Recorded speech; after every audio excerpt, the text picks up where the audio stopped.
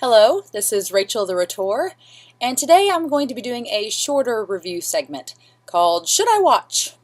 This is where I review both new and older but slightly more obscure movies to see if you, the audience, should actually waste your time and money on them. With it being January, which is Oscar nominations month, I've decided to pick a genre that Hollywood seems infatuated with. That, of course, is the genre of the musical. Now, before we start, it is important we keep our Sesame Street style word of the day in mind, which for me is tone. The idea behind tone is that you set up an emotional tie between the plot and the music of the film. And this is especially important in musicals, since a lot of times the subject matter can be quite dark and filled with perhaps grisly imagery, whereas the music is often lighthearted or whimsical. It becomes kind of an interesting balance or struggle to find a complementary balance between the tone you're trying to address and create and the subject matter you're trying to have your characters enact with, usually through song. For me, this becomes very interesting with the film I'm going to review today, Into the Woods. Note, there will be just slight spoilers.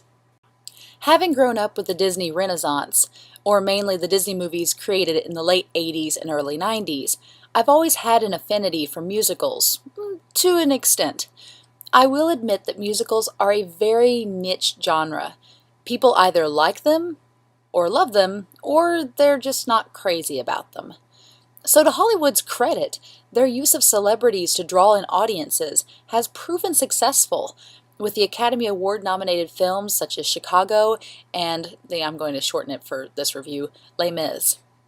While it wasn't nominated for a lot of awards necessarily, I still found Tim Burton's Sweeney Todd, The Demon Barber of Fleet Street, to be a very enjoyable musical. All three of the musicals I've mentioned, Chicago, Les Mis, and Sweeney Todd, have done an excellent job of matching the tone of the movie with the music itself, giving all three a nice completeness, even if you didn't want to sit through 3 hours of straight singing. But that's for another review. Now, I have not seen Into the Woods as a play, so this review will not be examining whether the adaptation matches the play version. Instead, this review is simply to put out whether you should spend your $9 or more on seeing the movie in theaters. This, of course, is based on the plot, the acting, the music, and how the tone brings it all together. So, what's the plot? Into the Woods combines numerous classic fairy tales and interweaves their stories with a moral warning of, be careful what you wish for, it just might come true. To the film's credit, several of the fairy tales conclude in ways just like the original versions. Cinderella stands out as the most obvious of these, but so does Rapunzel's story. Personally, I liked this turn. It didn't gloss over the fairy tales, but rather kept them in their original format. That said, if you're taking small children to see this film, please be aware that it can be somewhat grisly in its content. Nothing overtly gory by any means, but it definitely is not the sunshine and everyone gets a happy ending that you might be expecting from a Disney film. But that doesn't make it bad. Into the Woods is a darker movie, and the word that describes it a lot is simply creepy. The music, lyric-wise, is very profound, and the lyrics are so tied to the message of learning lessons and overcoming your mistakes that it's easy to get wrapped up in. Princes wait there in the world, it's true. Princes, yes, but wolves and humans too. I liked the music. For the most part, the singing is well done. Meryl Streep, of course, shines in her role, but so does Corden, Blunt, Pine, and that little boy from Les Mis. Who knew? It's him! As far as acting goes, the actors definitely fit their roles well. Johnny Depp is so creepy as the wolf. My friends and I were physically uneasy watching him. But again, the role is a very dark and disturbing one, so it fits. Anna Kendrick makes a surprisingly well-rounded Cinderella, who I will probably like more than the blonde one that Disney is promoting in March, with their version of Cinderella. The remake. Again. The young boy playing Jack does well in his role, but I would say the weakest link for me is the girl playing Red Riding Hood. As my friend noted, she's just a little too Wednesday Addams for me here, and her lines do sometimes fall flat. Emily Blunt does a nice job, but I'm not sure I understand the Golden Globe Academy Award buzz around her. I don't think the role was worthy of that nomination. Corden does a fantastic job as the baker too, though again, I'm not sure about nominations worthy. It's just a nice performance here. And both can sing well. For me, Chris Pine steals this movie. His acting, every scene with him is hilarious, and he just fits the whole Prince Charming, oblivious prince stereotype so well. There's a duet between him and his brother, who, spoilers, the prince who falls in love with Rapunzel, and that duet alone may be worth the ticket price. It's so over the top and deliberately ridiculous. It's wonderful. Meryl Streep, of course, well, she's the reason most adults will jump to see this movie, and of course, she shines in her role. Of all the actors and actresses, her role is the most deserving of an Academy Award or Golden Globe in my opinion.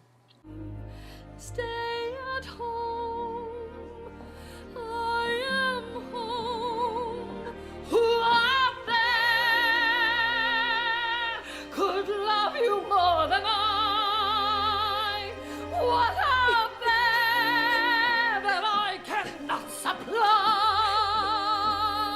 Her singing is lovely, but her emotion as the witch, it shows damage, it shows manipulation, it shows depth, and without spoiling anything, it is the most full of range of any of the actors or actresses with the script that she's given.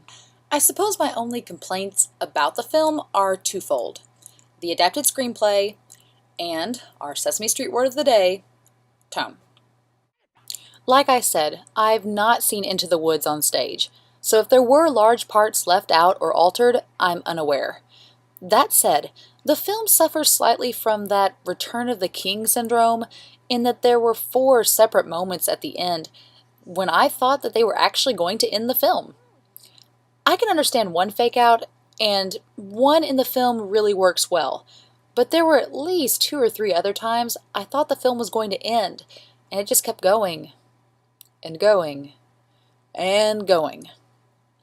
My other issue with the script is that some plot points seem to end rather abruptly and without resolution.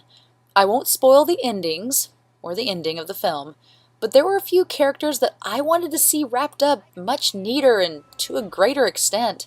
When you spend over 2 hours with these characters, you want some definitive resolution to their stories. Or at least in this case, I did, given that this is a fairy tale genre, and most fairy tales have a resolution or a conclusion, whether it's good or bad. And I felt that that was lacking here, just a little bit. The only other aspect that I found odd about the film was the contrasting tone. Like I said in the beginning, tone is an important aspect of the film, one that can define it and make it memorable. For me, the tone here seemed to juggle between a dark and ominous tone that we see in Sweeney Todd and the more lighthearted, though still dark at times, Les Mis.